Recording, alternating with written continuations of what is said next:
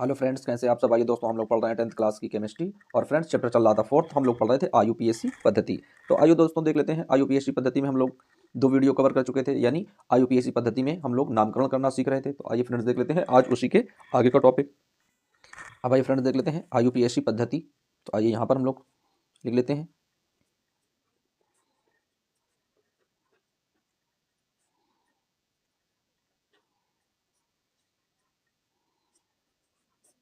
आईयूपीएससी पद्धति। तो आइए दोस्तों देख लेते हैं कि आईयूपीएससी पद्धति में हम लोग किस तरीके से नामकरण करते हैं। तो आइए फ्रेंड्स देख लेते हैं। जैसे दिया गया हो CH3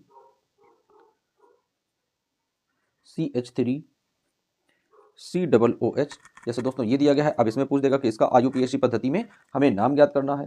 तो दोस्तों इसका नाम किस तरीके से हम लोग लिखते हैं। तो अब इसमें हम लोग क्या करेंगे, कार्बन की मात्रा देखेंगे। तो कार्बन कितने हैं, 1 और 2। तो 1 के लिए मेथ होता है, और जहां पर 2 कार्बन की संख्या होती है उसे क्या लिखते हैं, एथ लिखते हैं। और यहाँ पर ये OH समूह जुड़ा है। क्या जुड़ा है, OH समूह जुड़ा है, यानी इसके लिए क्या होता है, ओइक अम्ल होता है। तो यहाँ पर क्या आ जाएगा, एथेनोइक अम्ल। क्या आ जाएगा दोस्तों, एथेनोइक अम्ल।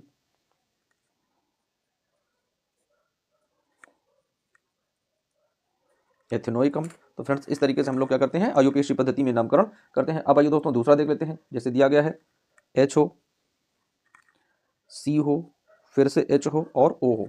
दोस्तों ये दिया गया हो, अब इसका हमें नाम लिखना है कि इसका क्या नाम होगा। तो आइए देख लेते हैं दोस्तों। अब इसमें कितनी मात्रा है, तो दोस्तों इसमें कार्बन की 1 मात्रा है। तो जहाँ पर कार्बन की 1 मात्रा होती है और ये OH जुड़ा है, तो इसका मतलब है कार्बन की जहाँ पर 1 मात्रा होगी तो क्या हो जाएगा, मेथ हो जाएगा। तो क्या बन जाएगा दोस्तों, ये मेथेनल। क्या बन जाएगा दोस्तों, ये मेथेनल बन जाएगा। तो इस तरीके से हम लोग आईयूपीएससी पद्धति में इनके नाम लिखते हैं। एक और देख लेते हैं दोस्तों।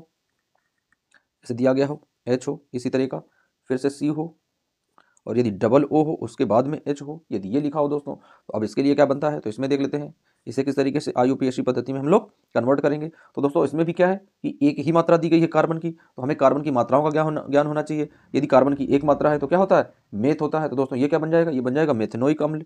यहाँ पर भी COOH था, तो यहाँ पर ई का एक आया था दोस्तों। जैसे कार्बन की 2 मात्राएं थी तो एथेनोइक अम्ल था, अब कार्बन की 1 मात्रा है तो मेथेनोइक अम्ल हो जाएगा। तो यहाँ पर लिख देंगे दोस्तों मेथेनोइक अम्ल, मेथेनोइक अम्ल।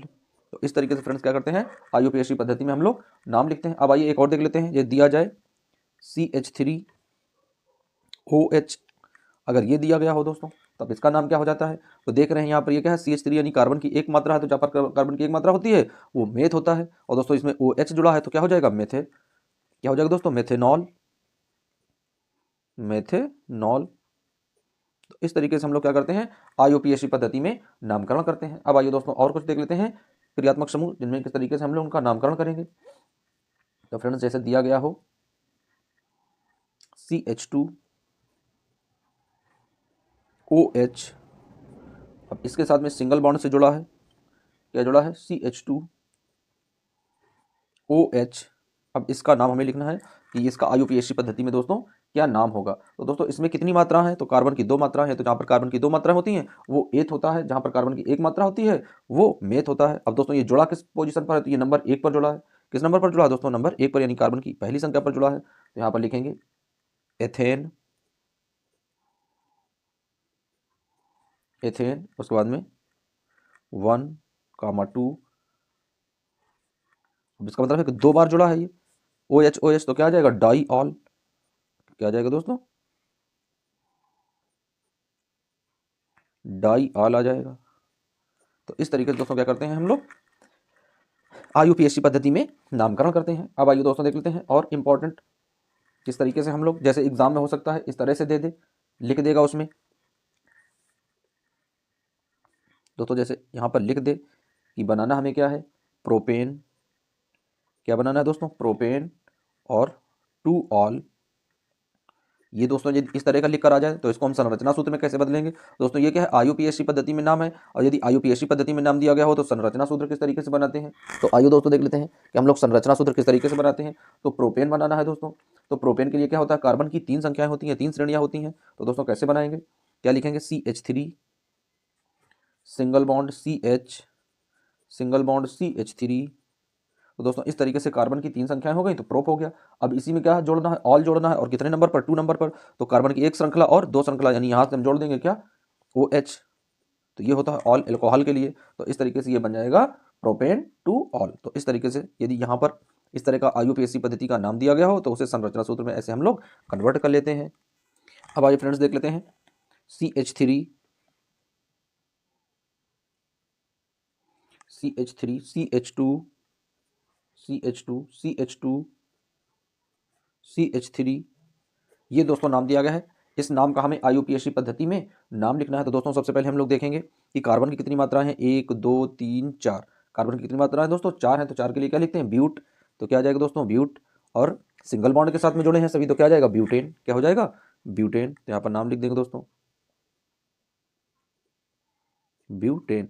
यानी यदि इस तरह से भी फार्मूले लिखे हो तब भी हमें कार्बन की श्रृंखला, और यदि इनमें कहीं पर कोई बॉन्ड नहीं है तो इसका मतलब होता है कि ये सब सिंगल बॉन्ड से जुड़े हैं। कैसे जुड़े हैं, सभी ये सिंगल बॉन्ड से जुड़े गए हैं। अब आइए दोस्तों दूसरा देख लेते हैं, CH3 COOH, ये दोस्तों दिया गया है। अब इसे हमें देखना है कि इसमें क्या बनेगा ये। तो दोस्तों इसमें कार्बन की मात्रा देख लेते हैं, कार्बन की मात्रा कितनी है, 1 और 2, 2 कार्बन की मात्रा है। तो दोस्तों क्या हो जाएगा, एथेनोइक अम्ल। क्या बन जाएगा, एथेनोइक अम्ल।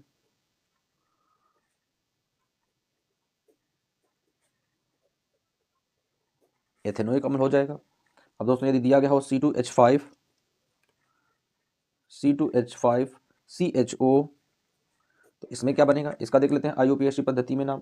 तो दोस्तों ये इसमें कितनी मात्राएं हैं कार्बन की, 1 और 2 ये हैं, तो 3 मात्राएं हैं। तो 3 के लिए क्या लिखते हैं दोस्तों, प्रोपेन लिखते हैं। और ये OH जुड़ा है यानी ऑल जुड़ा है, तो क्या हो जाएगा, प्रोपेनॉल।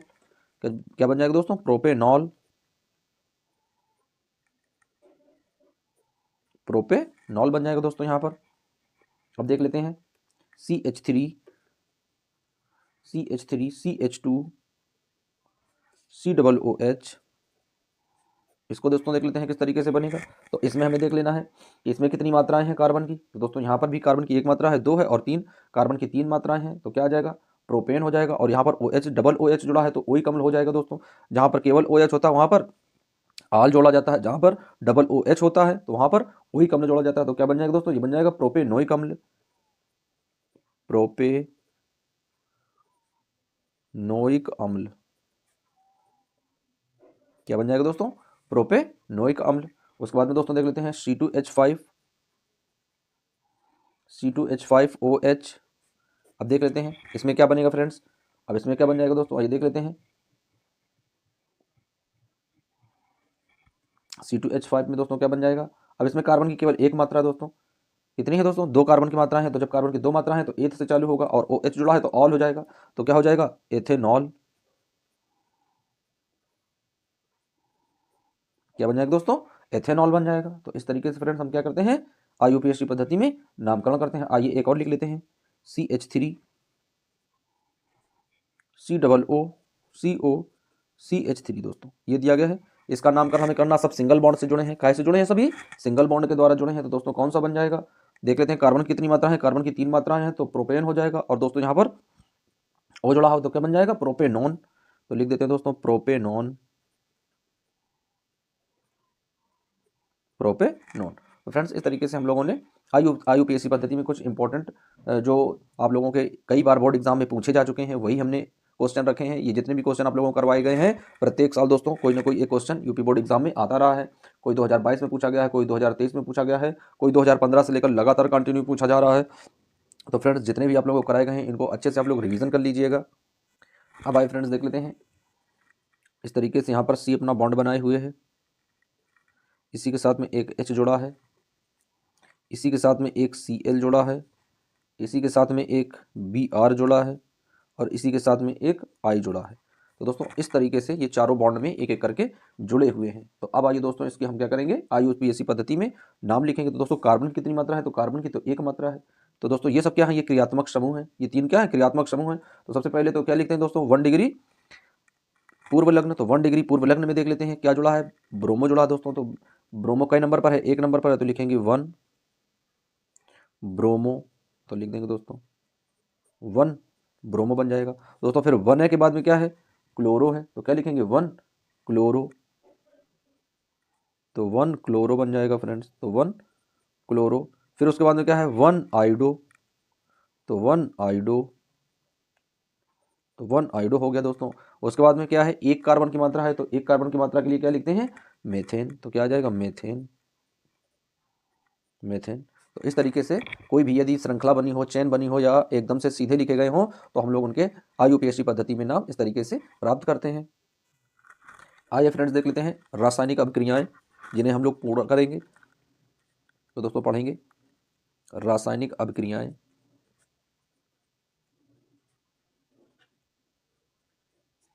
रासायनिक अभिक्रियाएं,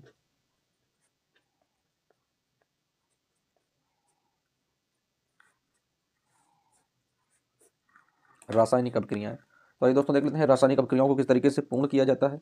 दोस्तों पहला देख लेते हैं, पहला पॉइंट कहीं पर मेथेन दिया गया दोस्तों CH4 प्लस HNO3, HNO3। अब दोस्तों इसको गर्म कर देते हैं। कितने पर इसे गर्म करेंगे, इसे गर्म करेंगे 400 डिग्री सेल्सियस ताप पर। कितने पर गर्म करेंगे दोस्तों, 400 डिग्री सेल्सियस ताप पर इसे गर्म करेंगे। तो दोस्तों देख लेते हैं कि ये गर्म होने पर कितने भागों में टूट जाता है। तो दोस्तों ये टूटेगा, CH3 बना लेगा। क्या बना लेगा, CH3 बन जाएगा। और दोस्तों साथ में क्या बन जाएगा, CH3 के बाद में NO2, इसे NO2 निकाल लेगा। तो क्या आ जाएगा CH3 NO2 और प्लस, अब दोस्तों यहाँ पर क्या बचेगा, यहाँ पर H2O, H2O इस तरीके से बच जाएगा। तो दोस्तों यहाँ पर 3 O थे, 3 ऑक्सीजन थे, तो 2 ऑक्सीजन यहाँ निकालिए, 1 ऑक्सीजन के साथ में ये जल बना लिया इसने। तो ये क्या बन गया दोस्तों, जल बन गया, जल का निर्माण हो गया। अब आइए देख लेते हैं दूसरा रिएक्शन देख लेते हैं दोस्तों। क्या दिया गया है, C2H5 Br plus KOH cross that. अब दोस्तों देख लेते हैं ये क्या है, एल्कोहल के साथ में इसका क्रॉस दैट कराते हैं, ऊष्मीय अभिक्रिया कराते हैं दोस्तों इसकी। तो ऊष्मीय अभिक्रिया में क्या बनेगा, KBr बनेगा, पोटेशियम ब्रोमाइड बने जाएगा, KBr बन जाएगा, प्लस C2H4 बन जाएगा, प्लस H2O में बदल जाएगा। फ्रेंड्स क्या है, यहाँ पर C2 है, एक यहाँ से H बाहर कर देंगे, और दोस्तों इसमें क्या है, बचेगा 4, तो यह आ जाएगा C2H4। दोस्तों इसमें एक H है, एक इससे बचा तो H2 हो गया। दोस्तों ये O था तो O बाद में लिख देंगे, इससे K निकालेंगे और Br के साथ में जोड़ देंगे तो KBr यहाँ पर आ जाएगा दोस्तों। तो इस तरीके से एक हमारा रिएक्शन पूर्ण हो जाता है। अब आइए दोस्तों एक और देख लेते हैं। दिया गया है जैसे CH4 यानी कि मेथेन दिया गया है CH4 प्लस, इसकी क्रिया से किससे कराते हैं दोस्तों, इसकी क्रिया कराते हैं ऑक्सीजन से। तो अब आइए देख लेते हैं कि जब ऑक्सीजन से क्रिया कराएंगे तो क्या बचेगा। तो दोस्तों जल के साथ में और क्या बनता है, यहाँ पर क्या बन जाता है, जल बन जाता है। तो दोस्तों जल के साथ में और ये क्या बना कर देता है, क्या उत्पन्न करता है दोस्तों, तो ये जल के साथ में बनाता है CO2। क्या बनाता है दोस्तों, जल के साथ में बनाता है CO2, CO2 दोस्तों इस तरीके से बनाता है। अब यहाँ पर देख रहे हैं हम लोग कि क्या अभिक्रिया संतुलित है या नहीं है। तो दोस्तों यहाँ पर हाइड्रोजन 2 हैं और यहाँ पर हाइड्रोजन 4 हैं। तो दोस्तों हाइड्रोजन को 4 करने के लिए 2 से गुणा करेंगे। अब 2 से गुणा करेंगे तो ऑक्सीजन भी यहाँ पर 2 हो जाएंगे, तो 2 और 2 4 ऑक्सीजन हो जाएंगे। यहाँ तो 2 ऑक्सीजन है तो यहाँ पर भी 2 का गुणा कर देंगे। तो इस तरीके से अभिक्रिया एक संतुलित अभिक्रिया भी बन जाएगी और हमारा समीकरण भी संतुलन हो जाएगा। अब आइए दोस्तों एक और देख लेते हैं, ये भी बहुत ज़्यादा इंपॉर्टेंट है friends. CH2 double bond CH2 plus H2SO4 plus H2SO4 cross that. अब दोस्तों देख रहे हैं कि यहाँ पर बनेगा क्या, तो फ्रेंड्स जब बनाते हैं बन जाएगा CH3। क्या बनेगा दोस्तों, CH3 single bond CH2 single bond HSO4 दोस्तों ये बन जाएगा। तो इस तरीके से ये जो समीकरण थे, समीकरण हम लोग इस तरीके से क्लियर करते हैं। अब आइए दोस्तों देख लेते हैं एक महत्वपूर्ण परिभाषा जो बहुत ज़्यादा इंपॉर्टेंट है फ्रेंड्स, और उस परिभाषा का नाम है एस्टरीकरण। क्या नाम है दोस्तों उसका, एस्टरीकरण।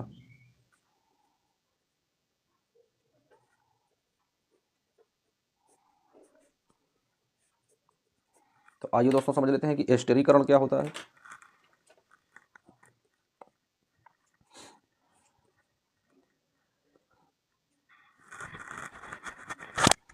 एक कार्बोक्सिलिक एक कार्बोक्सिलिक एक कार्बोक्सिलिक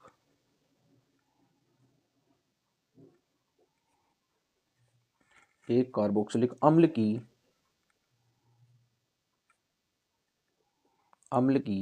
एक कार्बोक्सिलिक अम्ल की एक अल्कोहल से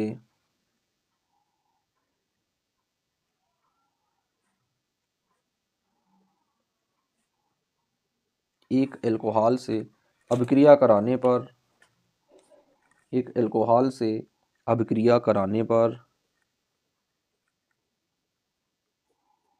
अभिक्रिया कराने पर, अभिक्रिया कराने पर एस्टरीकरण अभिक्रिया,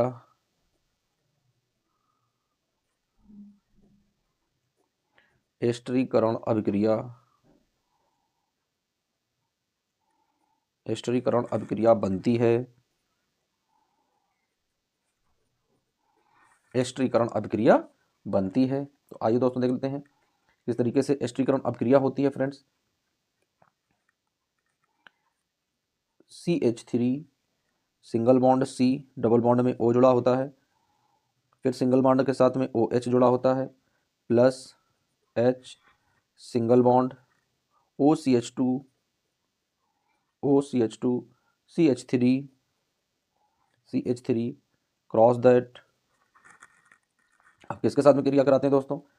सांद्र H2SO4 के साथ। तो लिखेंगे यहाँ पर सांद्र H2SO4। तो दोस्तों किस तरीके से बनेगा आइए देख लेते हैं। यहाँ पर बनेगा दोस्तों, नीचे से रख लेते हैं, यानी CH3 सिंगल बॉन्ड C। अब दोस्तों डबल बॉन्ड में यहाँ पर O है तो O बन जाएगा डबल बॉन्ड के साथ में, फिर सिंगल बॉन्ड नीचे आ जाएगा OCH2, OCH2 CH3 और प्लस H2O। तो फ्रेंड्स इस तरीके से ये बन जाता है। ये बनता क्या क्या है ये तो दोस्तों आप लोग जानते हैं, जल है, जल है तो कल है। ये दोस्तों क्या है? एथिल। ये है ethyl, ethanoate, ethanoate, ethyl ethanoate या एस्टर, इसी को एस्टर बोलते हैं, एथिल एथेनोएट या एस्टर है फ्रेंड्स। तो इस तरीके से हम लोगों ने एस्टरीकरण अभिक्रिया को पढ़ लिया है कि एस्टरीकरण बहुत ही सरल और छोटी अभिक्रिया है दोस्तों। तो इस तरीके से हम लोग एस्टरीकरण का निर्माण करते हैं। अब आइए फ्रेंड्स देख लेते हैं कि गलनांक किसे कहते हैं। तो आइए छोटी छोटी परिभाषाएं दोस्तों समझ लेते हैं कि कहीं पर गलनांक शब्द का प्रयोग होगा आगे चल के। जैसे हम लोग समीकरण को आगे गर्म करेंगे तो उसमें गलनांक और क्वथनांक की बात आती है। तो दोस्तों गलनांक किसे कहते हैं? एथेनोइक अम्ल का गलनांक, एथेनोइक अम्ल का, एथेनोइक अम्ल का गलनांक, एथेनोइक अम्ल का गलनांक उच्च ताप, उच्च ताप पर, यानी उच्च ताप होता कितना है उसके लिए? 290 केल्विन। कितना होता दोस्तों? 290 केल्विन। जबकि एथेनॉल का, जबकि एथेनॉल का, जबकि एथेनॉल का गलनांक, गलनांक निम्न ताप पर, निम्न ताप पर 156 केल्विन होता है।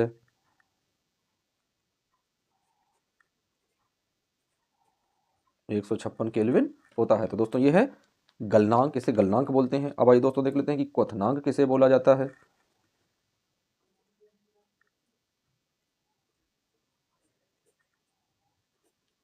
तो आइए फ्रेंड्स क्वथनांक देख लेते हैं। छोटी छोटी परिभाषाएं दोस्तों, लेकिन हमें पता होना चाहिए कि गलनांक क्या होते हैं और क्वथनांक क्या होते हैं।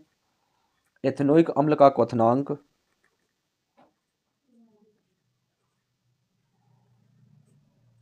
एथेनोइक अम्ल का, एथेनोइक अम्ल का क्वथनांक, एथेनोइक अम्ल का क्वथनांक काफी अधिक,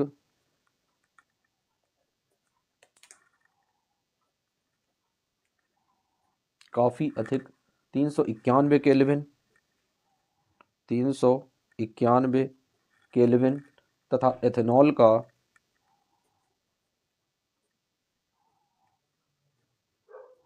तथा एथेनॉल का 351 केल्विन, 351 केल्विन होता है।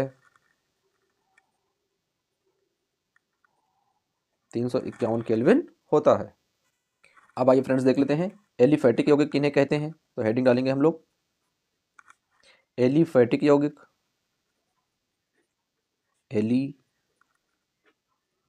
एलिफैटिक यौगिक। तो आइए फ्रेंड्स देख लेते हैं कि एलिफैटिक यौगिक कौन कौन से होते हैं। तो दोस्तों जिनमें कार्बन परमाणुओं की जिनमें कार्बन परमाणुओं की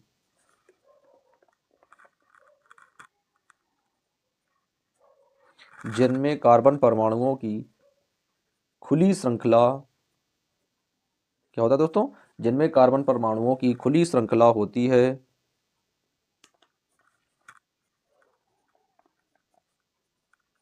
जिनमें कार्बन परमाणुओं की दोस्तों श्रृंखला कैसी होती है, खुली श्रृंखला होती है, वो क्या कहलाते हैं, एलिफैटिक यौगिक होते हैं। इन यौगिकों में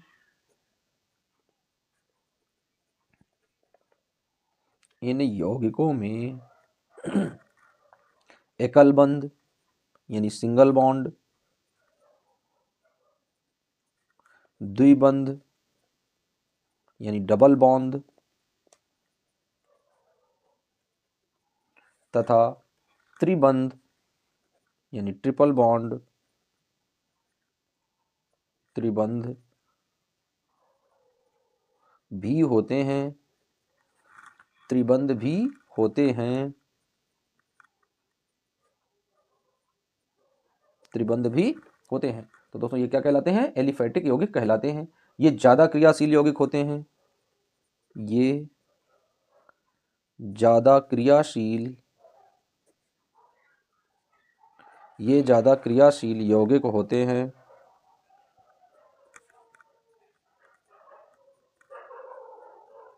ये ज्यादा क्रियाशील यौगिक होते हैं। ये यौगिक चमकीली ज्वाला के साथ जलते हैं। ये चमकीली ज्वाला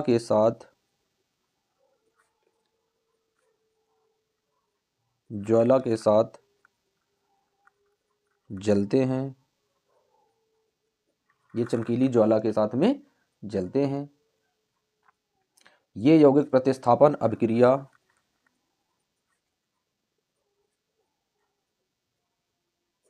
ये यौगिक प्रतिस्थापन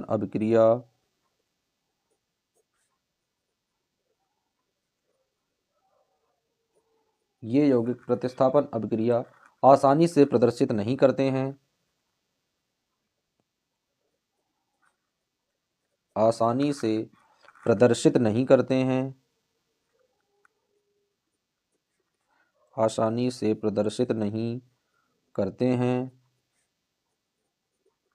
आसानी से प्रदर्शित नहीं करते हैं, एलिफैटिक यौगिक कहलाते हैं। अब आइए दोस्तों देख लेते हैं एरोमेटिक यौगिक क्या होते हैं, ये किस तरीके से क्रिया करते हैं। तो दोस्तों हेडिंग डालेंगे एरोमेटिक। एलिफैटिक हो गया दोस्तों, अब डालेंगे एरोमेटिक यौगिक। एरोमेटिक यौगिक। एरोमेटिक यौगिक। तो आइए दोस्तों देख लेते हैं एरोमेटिक यौगिक क्या होते हैं। इनमें कार्बन परमाणुओं की ये कार्बन परमाणुओं की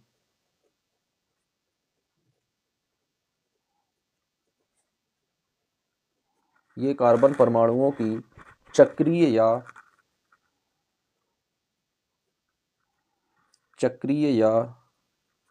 बंध ये कार्बन परमाणुओं की चक्रीय या बंध श्रृंखला बनाते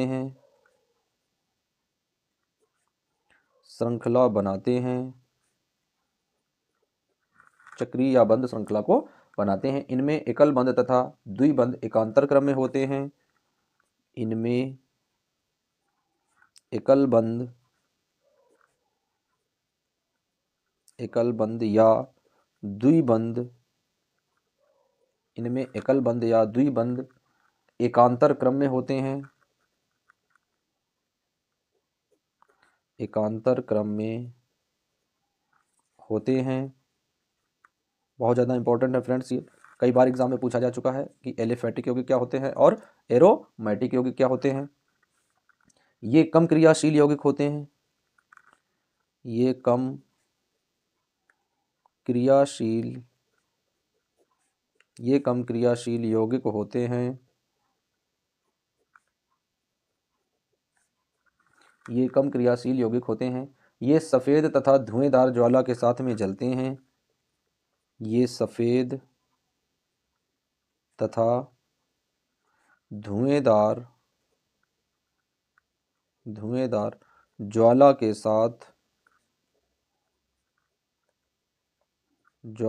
साथ में जलते हैं। ज्वाला के साथ में जलते हैं। ये यौगिक प्रतिस्थापन अभिक्रिया ये यौगिक प्रतिस्थापन अभिक्रिया ये यौगिक प्रतिस्थापन अभिक्रिया जैसे हैलोजनीकरण जैसे हैलोजनीकरण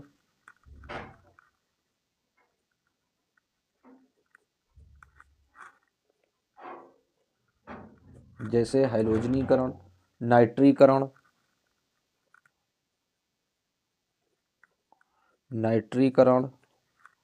तथा सल्फोनीकरण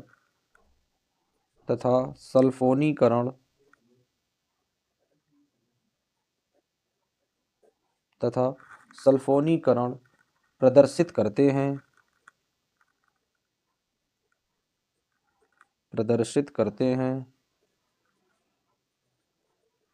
सल्फोनीकरण प्रदर्शित करते हैं। तो फ्रेंड्स, इस तरीके से हम लोग एलिफैटिक और एरोमेटिक यौगिकों के बारे में अध्ययन करते हैं। अब आइए दोस्तों देख लेते हैं इसका दूसरा टॉपिक।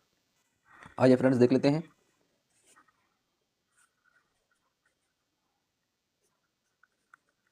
और हम लोग पढ़ेंगे एल्किल मूलक किसे कहते हैं दोस्तों।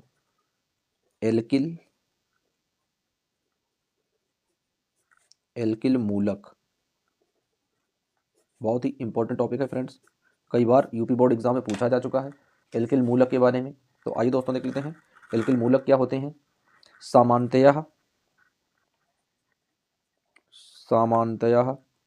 दोस्तों केमिस्ट्री में कुछ चीज़ें ऐसी होती हैं कि वही हमें याद करनी पड़ती हैं, रटनी पड़ती हैं।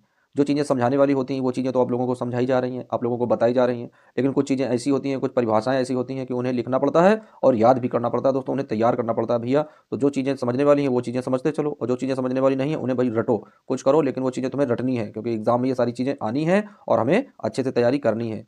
तो आइए देख लेते हैं। अब ये परिभाषाएं हैं, इन्हें तो पूरा करना पड़ेगा बेटा। जो चीज़ें आप लोगों को समझाने वाली हो रही हैं वो पूरी तरीके से समझाई जा रही हैं। तो एल्किल मूलक देख लेते हैं फ्रेंड्स क्या होते हैं। सामान्यतः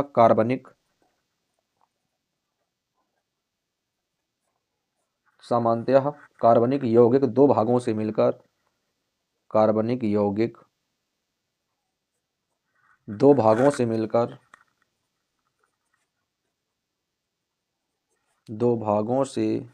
बना है।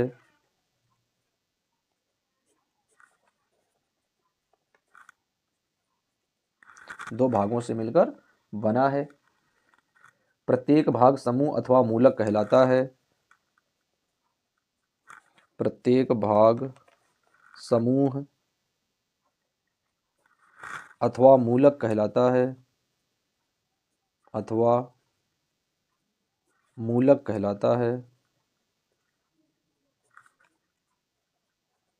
प्रत्येक भाग समूह अथवा मूलक कहलाता है। अब दोस्तों ये होता क्या है। माना एक यौगिक है, जैसे मान लेते हैं कि माना एक यौगिक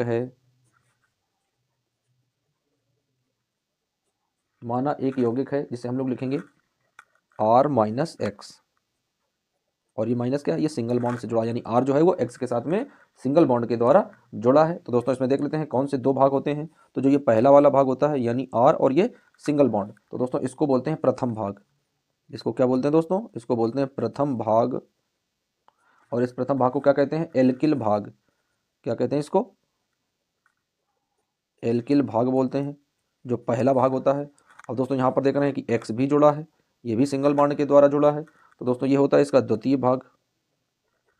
क्या होता है दोस्तों इसका द्वितीय भाग। और इसे क्या बोलते हैं, क्रियात्मक समूह। इसे क्या लिखते हैं फ्रेंड्स, क्रियात्मक समूह। तो यहाँ पर दोस्तों हम लोग लिख देंगे कि ये है एक क्रियात्मक समूह। और दोस्तों ये मिलकर बनता कहते हैं, इसका फार्मूला क्या है, तो लिखेंगे सामान्य सूत्र सामान्य सूत्र क्या होता है, CN प्लस H2N और प्लस 1। तो ये दोस्तों इनका सामान्य सूत्र होता है, फार्मूला होता है। इनका नामकरण कैसे करते हैं,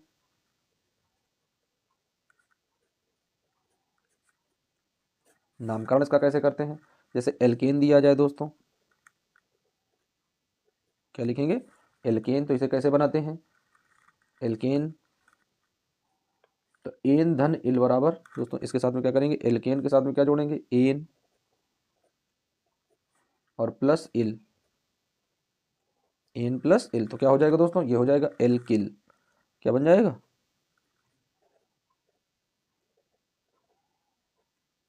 एल्किल बन जाएगा। तो फ्रेंड्स इस तरीके से हम लोग पढ़ते हैं कि एल्किल मूलक क्या होते हैं, एल्किल मूलक किस तरीके से बनते हैं। और दोस्तों ये होते कैसे हैं, जैसे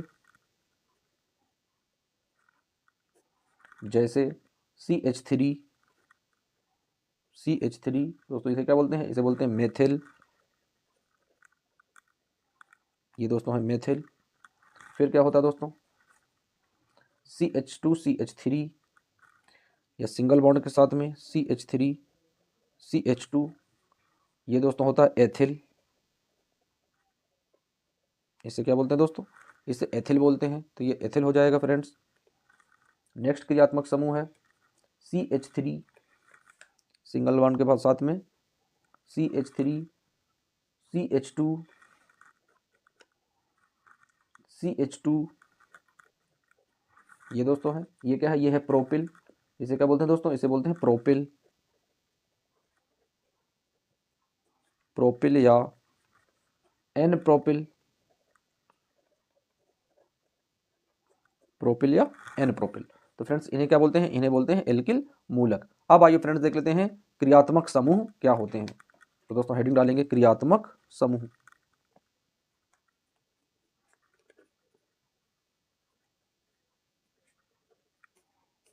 क्रियात्मक समूह। तो आइए दोस्तों देख लेते हैं कि क्रियात्मक समूह में किस तरीके से हम लोग रखते हैं। एक क्रियात्मक समूह,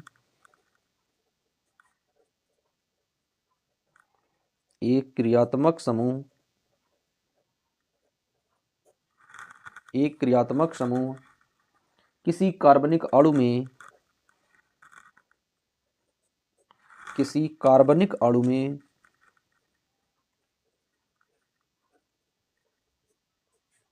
किसी कार्बनिक अणु में किसी कार्बनिक अणु में एक परमाणु अथवा परमाणुओं का समूह, एक परमाणु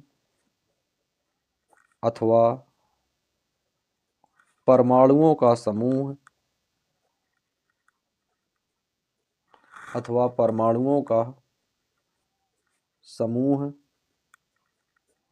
अथवा परमाणुओं का समूह होता है, अथवा परमाणुओं का एक समूह होता है। इसे रासायनिक गुणों को प्रदर्शित करते हैं, इससे रासायनिक गुणों को, रासायनिक गुणों को प्रदर्शित करते हैं।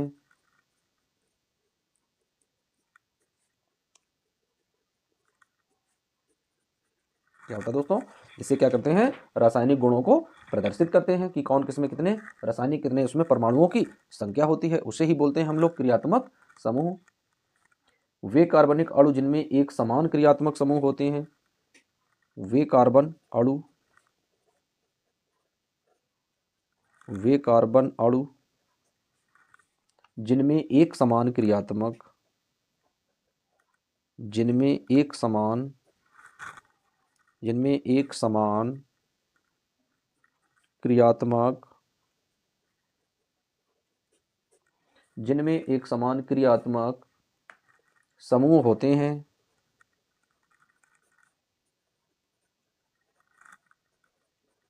एक समान क्रियात्मक समूह होते हैं, समान रासायनिक गुण प्रदर्शित करते हैं, समान रासायनिक गुण,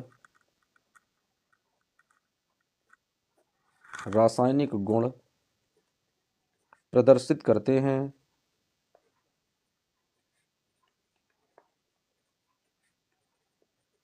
समान रासायनिक गुणों को क्या करते हैं, प्रदर्शित करते हैं। जैसे एल्किल समूह किसी अणु के भौतिक गुणों को प्रदर्शित करता है, वैसे ये रासायनिक गुणों को प्रदर्शित करते हैं। तो जस्ट उसके क्या होते हैं, ये विपरीत होते हैं। अब आइए दोस्तों देख लेते हैं किस तरीके से क्रियात्मक समूह होते हैं। तो दोस्तों एक साइड लिखेंगे कार्बनिक यौगिक,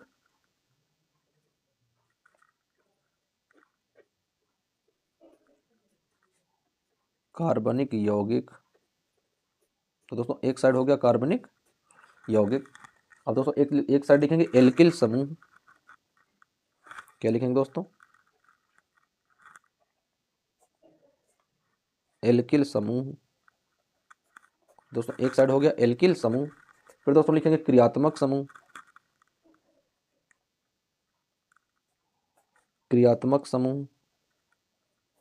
तो अब आइए दोस्तों देख लेते हैं कि कार्बनिक यौगिक कौन होते हैं, उनका एल्किल समूह क्या होता है और उनका क्रियात्मक समूह किस तरीके से बनता है। तो दोस्तों कार्बनिक यौगिक है CH3, CH3 COOH। ये दोस्तों क्या है, कार्बनिक यौगिक है। एल्किल समूह क्या बनेगा दोस्तों, तो एल्किल समूह बन जाएगा मेथिल। क्या बन जाएगा दोस्तों, मेथिल बन जाएगा। और ये किससे जुड़ जाएगा, सिंगल बॉन्ड CH3 से जुड़ा है, तो सिंगल बॉन्ड CH3 के साथ में जुड़ जाएगा दोस्तों, मेथिल हो जाएगा। और दोस्तों जो बचेगा वो क्या हो जाएगा, वो हो जाएगा कार्बोक्सिलिक अम्ल। वो क्या है दोस्तों, वो है कार्बोक्सिलिक अम्ल।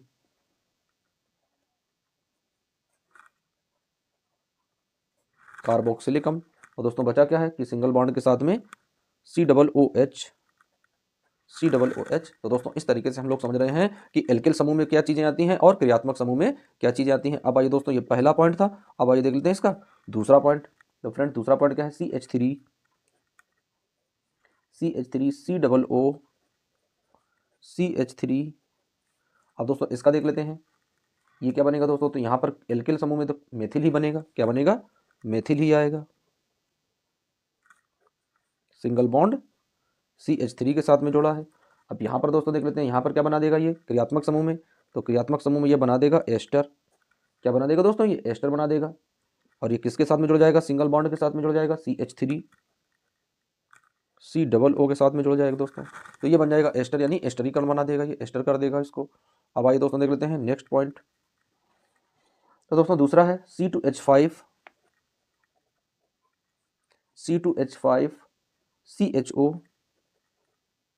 CHO। अब दोस्तों इसका एल्किल मूलक क्या है, एथिल है। ये क्या दोस्तों, ये एथिल है। ये क्या होता है, सिंगल बॉन्ड के साथ C2H5, यानी एक इससे हाइड्रोजन निकाल लिया जाता है तो एथिल बन जाता है, एथेन से एथिल बन जाता है दोस्तों। अब यहाँ पर ये क्या बन जाएगा, क्रियात्मक समूह क्या बना देगा, तो दोस्तों ये क्रियात्मक समूह बना देगा एल्डिहाइड।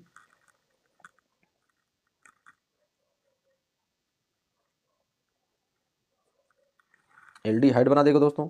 ये जुड़ेगा कहाँ से, ये जुड़ जाएगा माइनस का CHO से।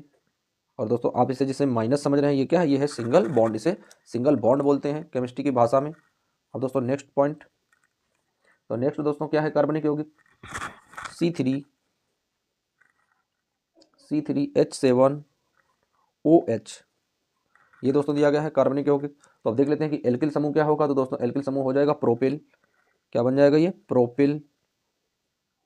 तो प्रोपिल में दोस्तों क्या है, सिंगल बॉन्ड के साथ में क्या जुड़ेगा, C3H7। दोस्तों क्या है, C3H7 के साथ में जुड़ा है, C3H7। अब दोस्तों यहाँ पर देखना है कि क्रियात्मक समूह क्या बनेगा, तो दोस्तों क्रियात्मक समूह बन जाएगा एल्कोहल। एल्कोहल क्या बन जाएगा फ्रेंड्स, एल्कोहल बन जाएगा।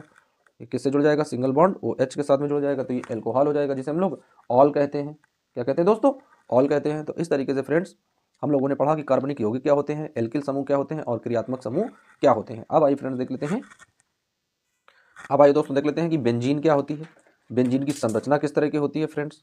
तो आइए यहाँ पर देख लेते हैं बेंजीन, बेंजीन की संरचना क्या होती है फ्रेंड्स। तो आइए फ्रेंड्स, इस तरीके से बेंजीन एक रिंग बनी होती है जिसे हम लोग बेंजीन बोलते हैं। किस तरीके की रिंग होती है दोस्तों, इस तरीके का, एक यहाँ से ऐसा होता है, एक यहाँ ऐसा आता है, इस तरीके का होता है, यहाँ आ जाएगा, यहाँ से ऐसा आ जाएगा दोस्तों, और यहाँ से ऐसा जुड़ जाएगा।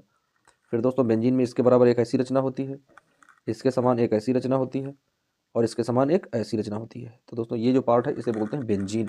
इसे क्या बोलते हैं दोस्तों? ये है बेंजीन। तो इस तरह की यदि आप लोगों को कहीं पर इस तरह के चेन दिखाई दे तो समझ जाओगे कि वो क्या है?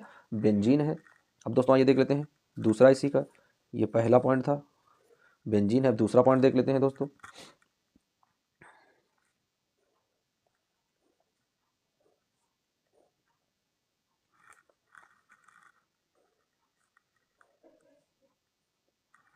और दोस्तों सिंगल बॉन्ड में जुड़ा हो इसके साथ CH3। क्या जुड़ा हो? CH3 जुड़ा हो। तो दोस्तों ये बन जाएगा टालुइन। क्या बन जाएगा दोस्तों? टालुइन। क्या बन जाएगा दोस्तों? टालुइन बन जाएगा ये। तो इस तरीके से दोस्तों हम लोगों ने बना लिया कि बेंजीन ऐसी होती है, टालुइन इस तरह का होता है। आइए एक और आप लोगों को समझा देते हैं कि रिंग टाइप का जो बना होगा तो कौन सी आकृति होगी, उसे हम लोग क्या नाम देंगे। तो दोस्तों ये देख लेते हैं। यदि कहीं पर इस तरह से बना हो, हर बार की तरह से,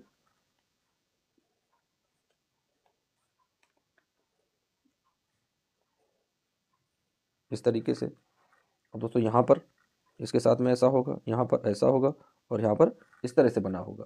और दोस्तों अब इसमें जुड़ा होगा सिंगल बॉन्ड के साथ में NO2। क्या जुड़ा होगा दोस्तों? NO2। तब इसे क्या कहेंगे? तो दोस्तों जब इसमें NO2 जुड़ा होगा, टालुइन है दोस्तों, बड़ी ई बनाएंगे। तो दोस्तों क्या है? NO2 जुड़ा होगा तो इसे क्या बोलेंगे? इसे बोलेंगे दोस्तों नाइट्रोबेंजीन। क्या लिखेंगे फ्रेंड्स? नाइट्रोबेंजीन।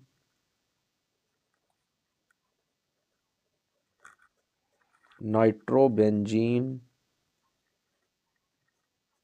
तो फ्रेंड्स इस तरीके से आज के लेक्चर में हम लोगों ने बेंजीन के बारे में, एलिफेटिक यौगिक और एरोमेटिक यौगिक, कार्बनिक यौगिक, एल्किल समूह और क्रियात्मक समूह के बारे में स्टडी की। दोस्तों मिलते हैं नेक्स्ट वीडियो में, जब तक के लिए बने रहिए आप लोग वीडियो और चैनल के साथ में। फ्रेंड्स यदि आप लोगों को वीडियो अच्छे लग रहे हो तो एक बार वीडियो को लाइक करके चैनल को सब्सक्राइब अवश्य कर लें। दोस्तों आप लोगों की सफलता ही हमारा मुख्य उद्देश्य है। मिलते हैं दोस्तों नए वीडियो में, जब तक के लिए फ्रेंड्स जय हिंद,